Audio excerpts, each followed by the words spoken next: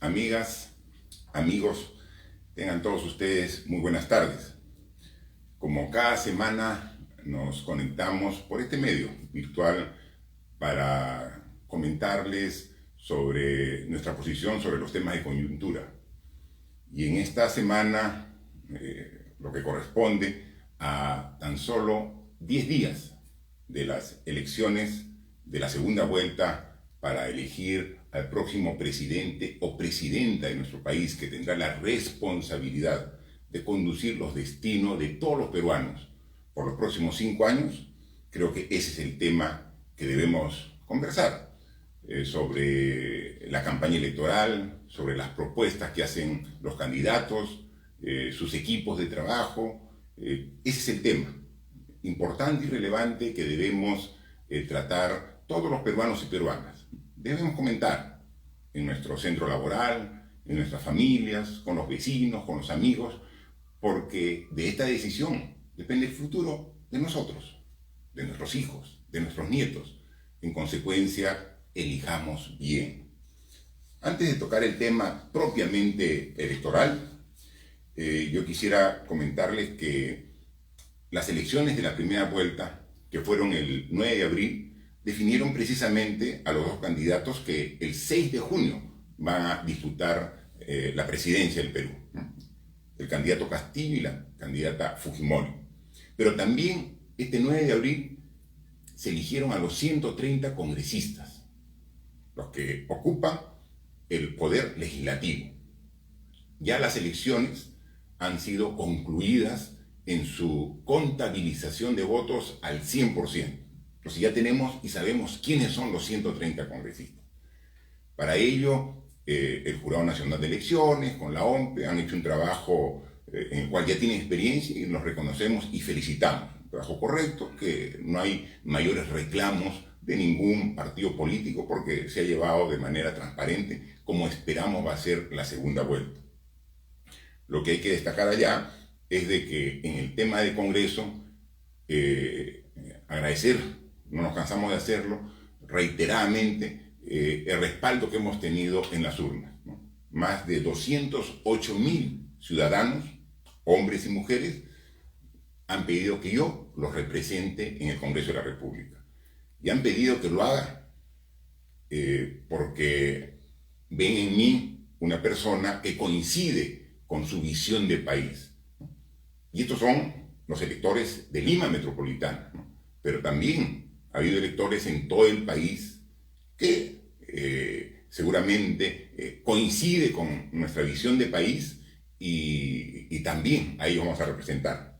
Pero para hacerlo tenemos que salvar un inconveniente, porque el Congreso, de manera ilegal, inconstitucional, hizo una inhabilitación expresa a nuestra persona, ¿no? Eso ya lo hemos dicho y lo hemos comentado. Sin embargo, tenemos que dar la noticia, informarles que hace 2 días el Poder Judicial, a través del 6º Juzgado Constitucional, admitió a trámite la apelación que hemos presentado precisamente contra esa indebida inhabilitación. Nosotros, a pesar que varias veces hemos denunciado a malos juristas, malos integrantes del sistema de administración de justicia, creemos en la justicia en nuestro país y por eso esperamos que dentro del plazo correspondiente pueda el Poder Judicial, a través de este juzgado constitucional, emitir su pronunciamiento, su resolución, su sentencia, para poder representarlo como ustedes me han encargado, y en consecuencia no sería más que hacer justicia al derecho que tengo como ciudadano, como peruano, de ser elegido, y el derecho de más de 280.000 ciudadanos que me eligieron como el congresista, como el candidato al Congreso más votado de todo el país. Así que vamos caminando, ¿no? Pero sin ningún triunfalismo, pero con confianza de que las cosas en el camino se van a dar como debe ser. Comentarles también, antes de entrar de lleno a las propuestas de los candidatos, sobre un tema que ha causado realmente conmoción y el rechazo de toda la población. Es esta tragedia que se ha dado en el Brain. En el Brain ha habido un atentado del narcoterrorismo donde han enlutado a familias con la muerte de 16 personas, ¿no? O sea, entre los cuales hay mujeres y niños, ¿no? La insanía terrorista no tiene límites, ¿no? Y más aún cuando se une al narcotráfico, ¿no? Por eso decimos narcoterroristas, porque son terroristas, pero no son terroristas que basan su accionar en una ideología, sino simplemente en un negocio. Son los terroristas que sustentan el accionar del narcotráfico. Es decir, su ideología es la droga, ¿no? O sea, lo peor de nuestra sociedad se ha juntado, ¿no? Es decir, la droga con el terrorismo. Y ellos están ubicados principalmente en una zona aquí en el centro de nuestro país, en una zona que se denomina el Brain, ¿no? ¿Y qué cosa es el Brain, ¿no? Porque yo a veces escucho hablar de personas y hablan del Brain como que fue un territorio ajeno a nosotros, ajeno a los peruanos, ¿no? Creen que el Brain, ¿dónde está ubicado? Pues en Marte, en la Luna. No, el Brain está acá, cerquita de Lima. El Brain es un territorio, es un área geográfica que comprende 5 regiones: Apurímac, Cusco, Junín, Huancavelica y Ayacucho. Y comprende, está dentro de 10 provincias de esas 5 regiones. O sea, no comprende todo el ámbito de estas regiones, ¿no? Sino una parte. Alrededor de unas 500.000 personas son las que están involucradas en el Brain. O sea, no son pocos peruanos. O sea, estamos hablando de una cantidad importante de peruanos. Pero está acá cerca. O sea, ¿cómo podemos estar de espalda a una realidad y no conocerla, ¿no? Y lo lamentable es que en vez de entrar a un análisis a profundidad de esta situación por parte en esta campaña electoral, se ha querido hacer un uso político de la muerte de 16 compatriotas, de 16 peruanos y peruanas, niños, que han enlutado a su familia, ¿no? Eso es inaceptable y es condenable desde todo punto de vista. El Brain está aquí cerca, ¿no? Incluso para que puedan ver, aquí está. Este es el Perú, ¿no? Es el Perú y ahí está el Brain. O sea, estas son las regiones donde está el Brain, las 5 regiones. Y al centro está el área del Brain, ¿no? Eso es.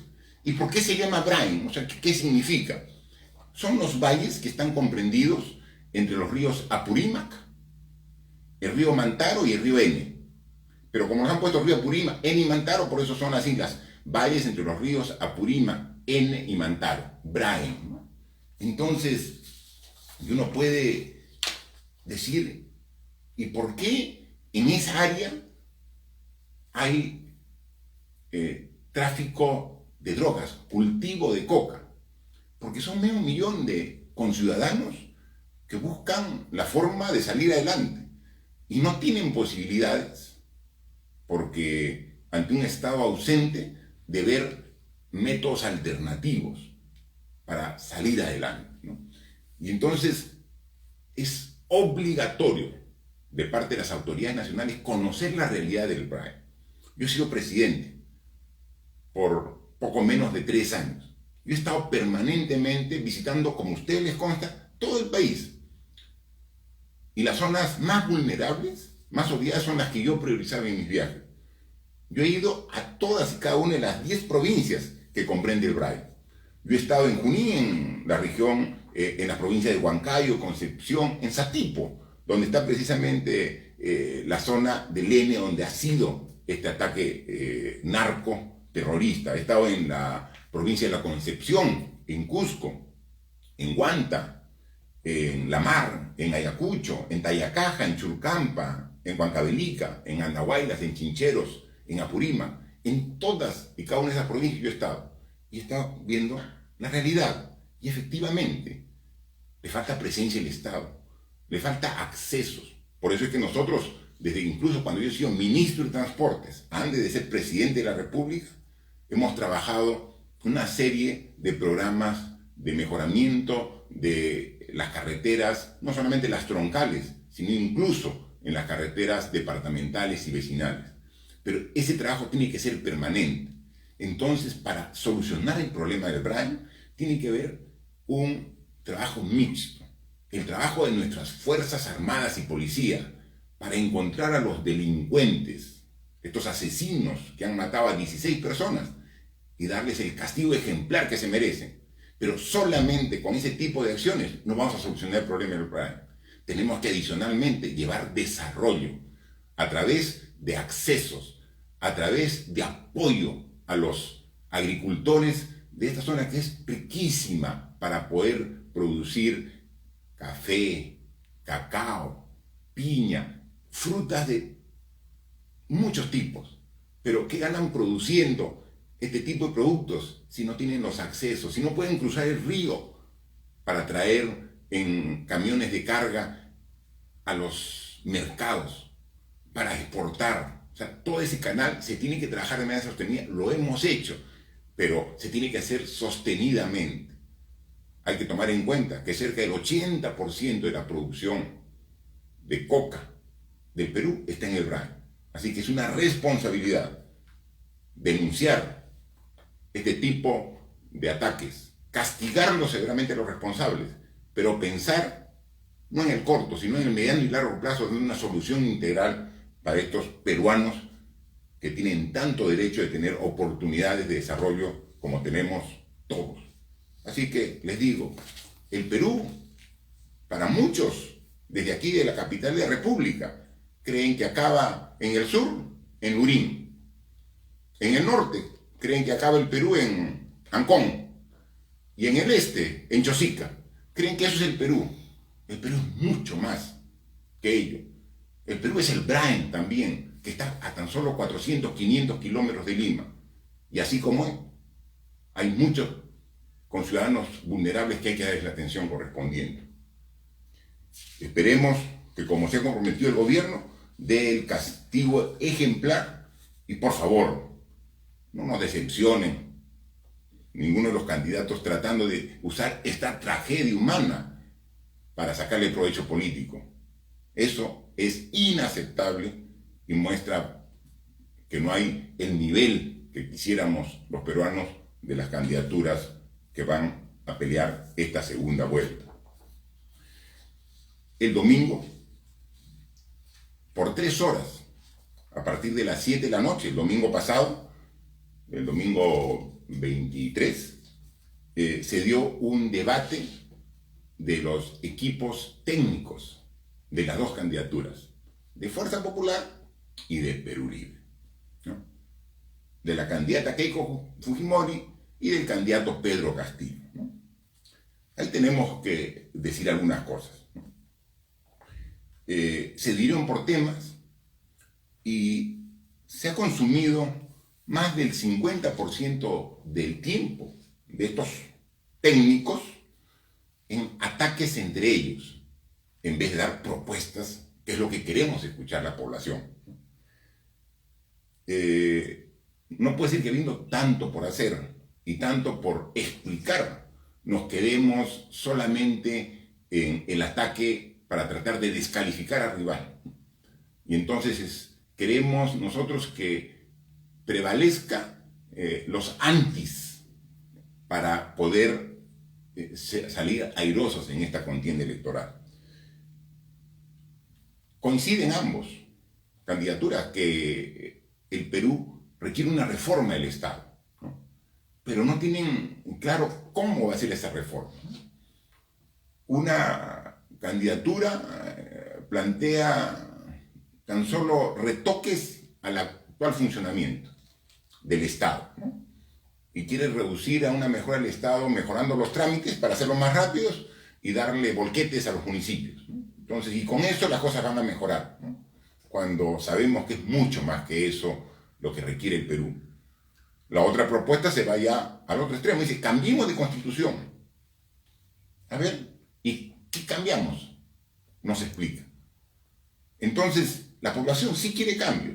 La población es consciente que el enorme potencial que tiene nuestro país no se refleja en el nivel de vida de todos los peruanos. Que existe una enorme brecha, que existe algunos peruanos que tienen mucho y muchos peruanos que tienen poco y algunos nada. En un país con la potencialidad de nuestro país, del Perú, no se puede permitir eso, ¿no? Entonces, tenemos que ver cómo mejoramos, cómo damos gobernabilidad, cómo logramos que trabajen en armonía el Poder Ejecutivo con el Poder Legislativo. Eso necesitamos, ¿no? Y es contradictorio que uno de los partidos que postula para esta segunda vuelta manifiesta que va a precisar los alcances de la vacancia presidencial, que es difuso y que tiene que precisar para que no se cometa y se tome decisiones inadecuadas.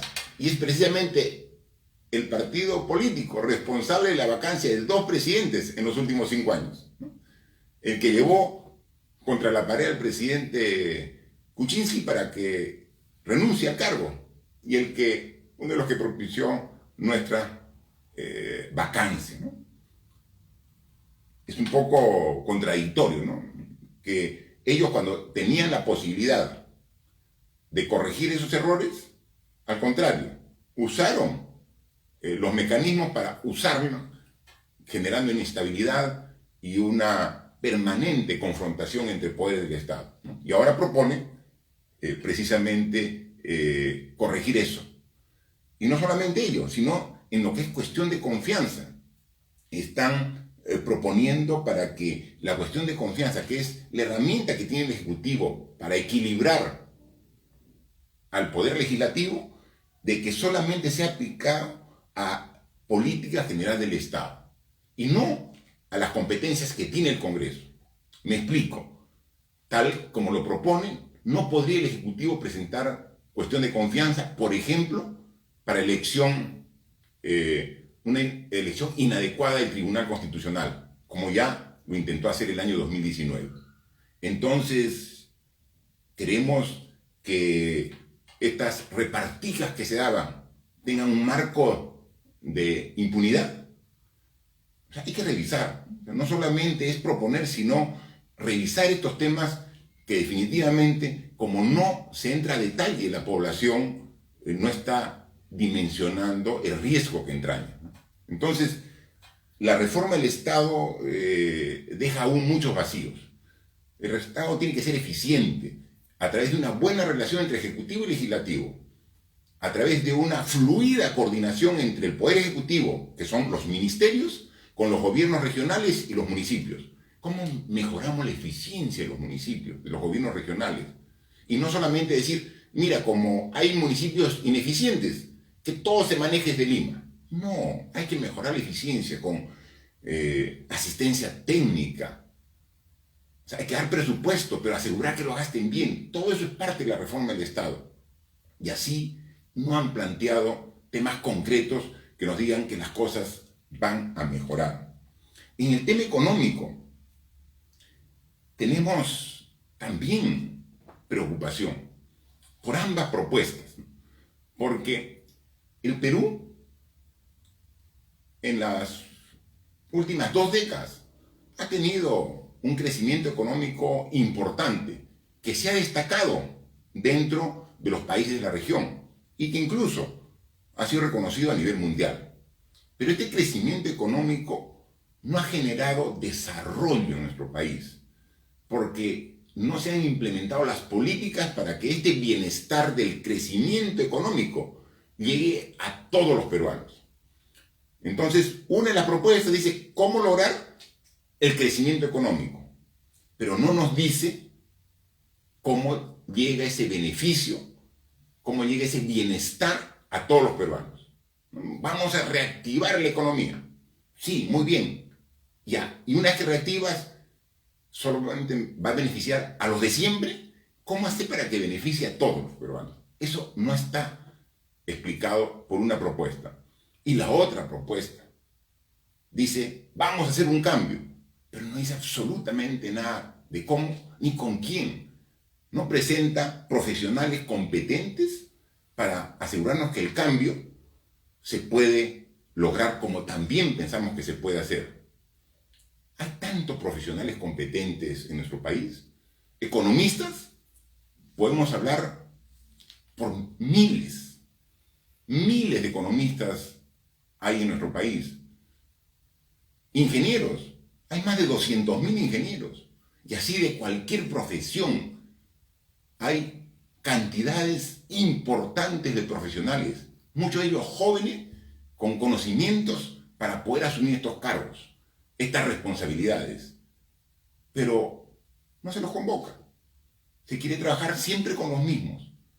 Entonces, ¿cómo vamos a conseguir resultados diferentes haciendo lo que se ha hecho en el pasado que nos ha llevado a la situación actual? Con una educación que no llega a todos los peruanos, con una salud precaria que la hemos vivido en carne propia con el COVID. Esta es la situación del Perú. Entonces, ¿queremos más de lo mismo? Es lo que propone una de las dos alternativas. La otra alternativa dice cambio. Estamos de acuerdo, necesitamos cambio. Pero, ¿a cargo de quién va a estar el cambio?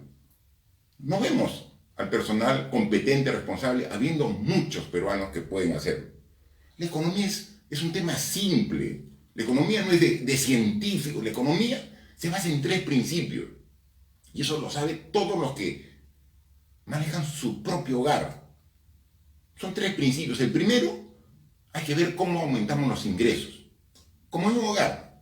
Trabaja el papá, trabaja la mamá, trabaja el hijo, no alcanza, no es suficiente los ingresos. Una iniciativa, pueden comenzar a producir artículos textiles, hago polos, hago pantalones. No, yo me desempeño mejor en la repostería, hago pasteles, hago comida, vendo. ¿Y cómo aumento los ingresos familiares? Ese es un tema. El país igual, tiene que decir, yo quiero hacer más carreteras, más colegios, más canales, más represas. Entonces, ¿cómo aumento? Es un tema. ¿Cómo aumento los ingresos del país? Segundo, un principio básico y elemental. No puedo gastar más de lo que tengo. Tengo que saber cuáles son mis ingresos para saber cuáles son mis egresos. Y en función de ese presupuesto anual, tengo que programar mis gastos.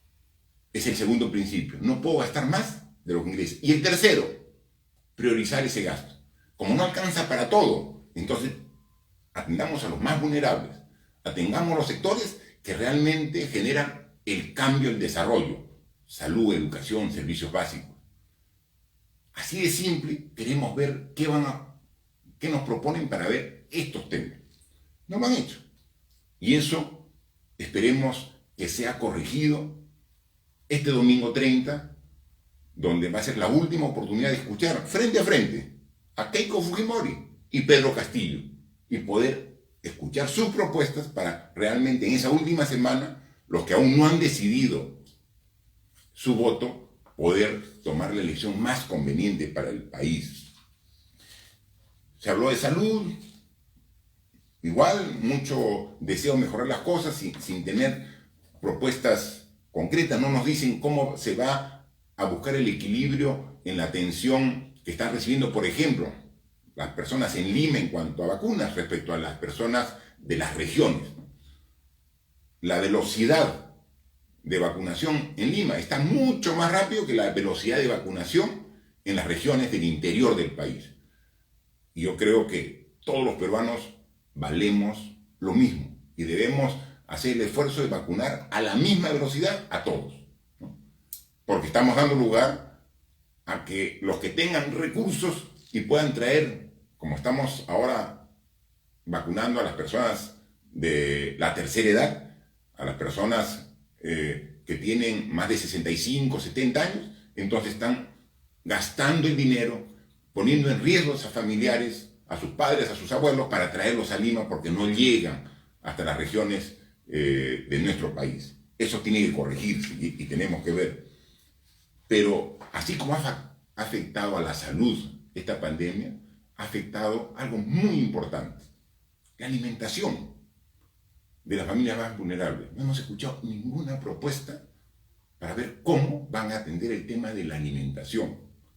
O sea, cómo fortalecemos los comedores populares, las ollas comunes, que finalmente, de manera organizada y espontánea, han salido a atender la alimentación de los más vulnerables.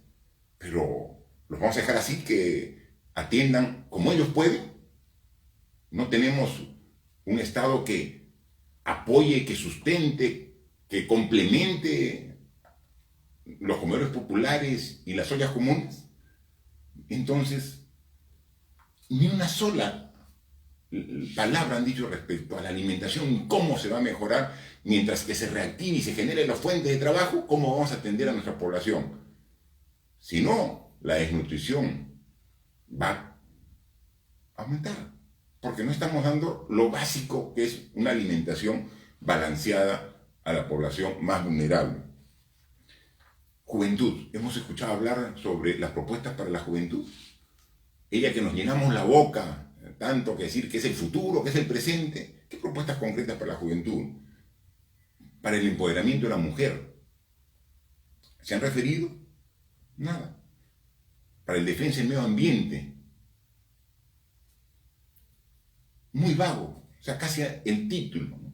Entonces, vemos que en temas tan importantes hay muchos vacíos que queremos escuchar, queremos definiciones, queremos, hay dudas sobre el futuro de la propiedad o el capital que algunos emprendedores han forjado con muchos años de esfuerzo. ¿Se va a tocar eso o no se va a tocar? Queremos así claridad en los planteamientos de los dos candidatos, ¿no? En resumen, lo que vemos es que una de las candidaturas nos ofrece más de lo mismo, con lo cual la mayoría de los peruanos no estamos de acuerdo. Y la otra candidatura nos dice cambio, pero no nos dice cómo, ni con quién lo va a hacer. ¿Quiénes son los que van a ser parte, los que van a plantear y llevar a cabo el cambio? Entonces se dan cuenta. Yo no estoy de acuerdo, como ciudadano, más de lo mismo. Pero cuando digo cambio, sí, queremos cambiar para mejorar. Pero, ¿qué se va a cambiar y quién va a estar a cargo de ese cambio? Entonces, necesitamos que en estos 10 días los candidatos incidan en esos temas, para poder nosotros llegar a tomar una decisión consciente. Recuerden que tenemos un Congreso electo con 10 bancadas.